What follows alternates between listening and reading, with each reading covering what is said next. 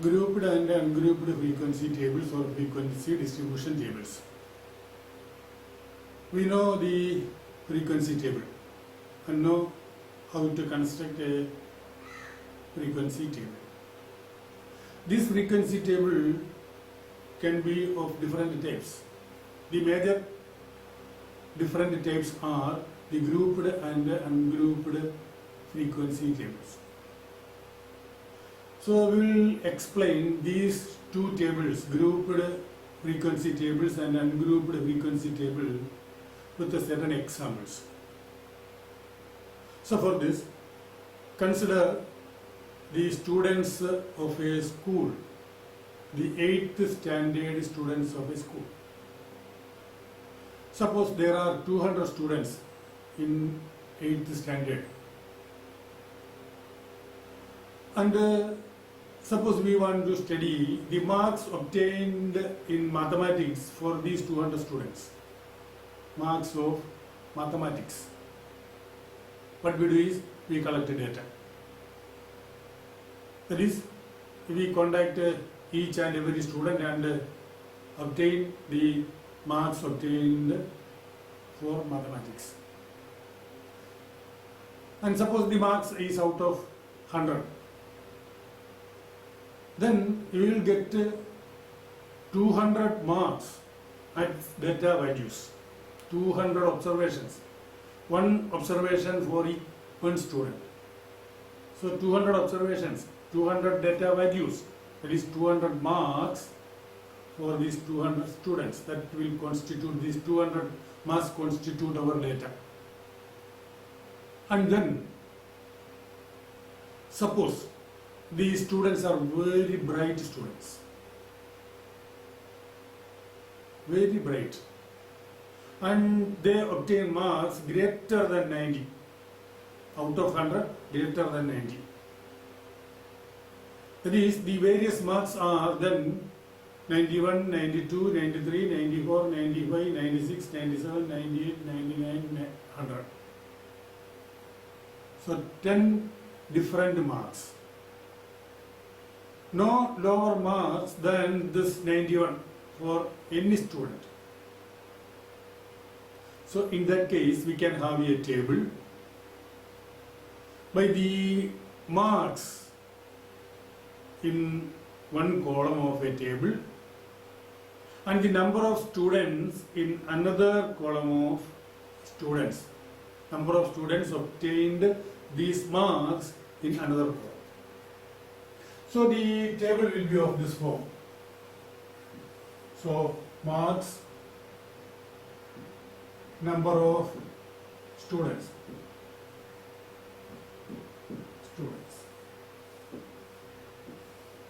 So the various marks are 91, 92, 93, 94, 95, 96, 97, 98, 99 and 100. These are the marks, various marks. Then from the data, count the number of students who obtained mark 91, who obtained mark 92. Count. Suppose there are 25 students who obtained 91, 20 students who obtained 92, 18 students who obtained 93, marks 93, 15 students who obtained 94, 17 students who obtained mark 95, 30 students who obtained mark 96, 26 students who obtained mark 97, 16 students who obtained mark 98, 18 students who obtained mark 99,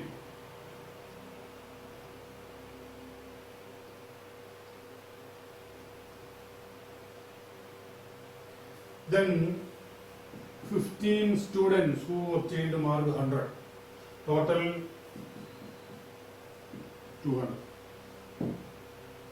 200 students. This is a frequency table. These are the various marks, the data values, and these are the number of students who obtained these values. These are the frequencies, and these are the marks. So this is a frequency table,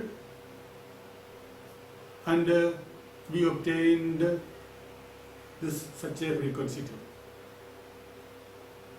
Frequency table. And now consider another situation.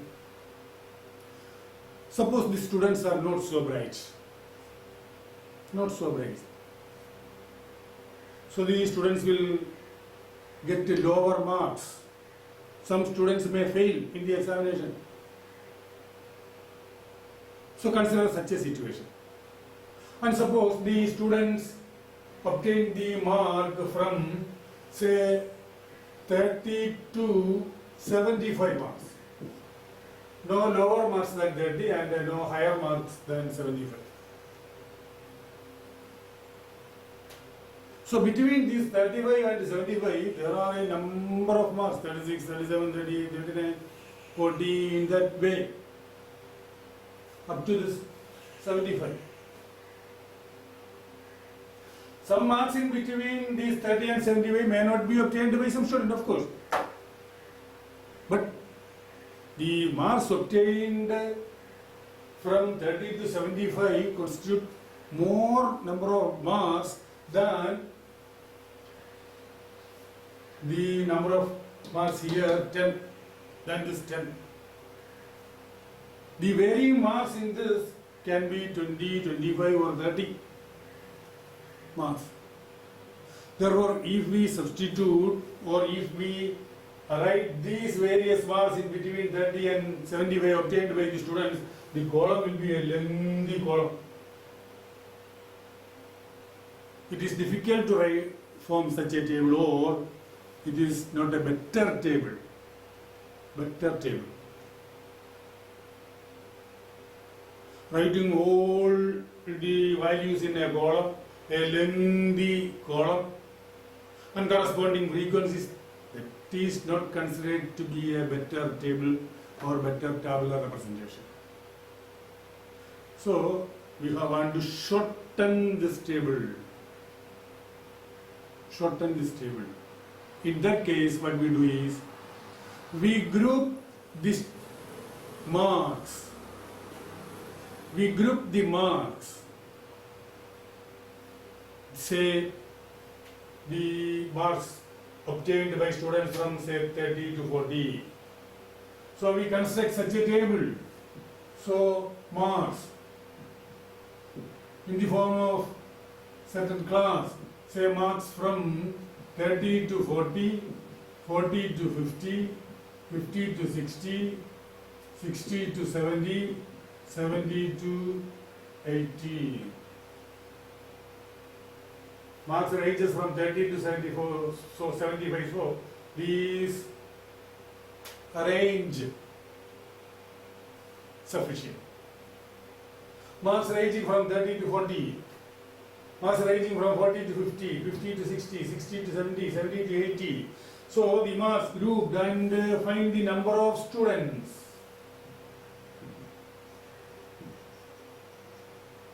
Number of students in this case. Construct the table. Between this 30 to 40, suppose there are, say, 20 students, and 40 to 50, suppose 60 students, 50 to 60, suppose 80 students, 30 students, 10 students, total 200. So the number of this column values limited, only 5 columns, 5 values in this column also. So this is a better table. Here we made a group. Grouping done. Here there is no grouping. All the individual marks written here, the number of students here as frequencies. Here these marks range from 30 to 75 into subdivided, grouped. 30 to 40, 40 to 50, 50 to 60, 60 to 70, 70 to 80, and obtain the number of students in each group. Suppose you obtain this. This is again a frequency table.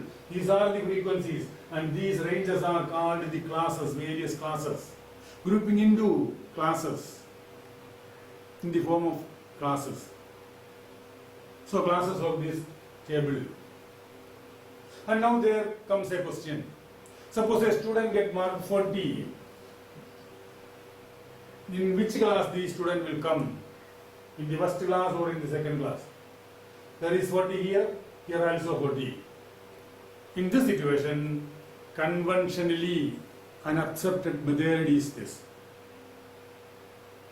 The higher mark of a class, the highest mark of a class is not included in that class, which means this 40 is not included in this, 40 is included in the next class.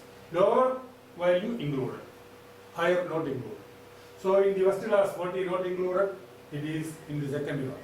50 not included in the second class, it is in the third class, and so on. So no confusion, no confusion. And these end values of each class, this 30 and 40 are called the class limits. Class limits. And this 40 is called the upper limit of the first class, 30 is the lower limit of the first class. In the second class, 50 is the upper limit and 40 is the lower limit. For the third class, 60 is the upper limit and 50 is the lower limit. So upper limit and lower limit. And these are the frequencies of the corresponding classes. 20 is the frequency of this class, 30, 40, first class.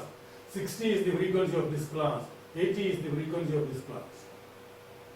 And in this situation, this table is called the grouped frequency table.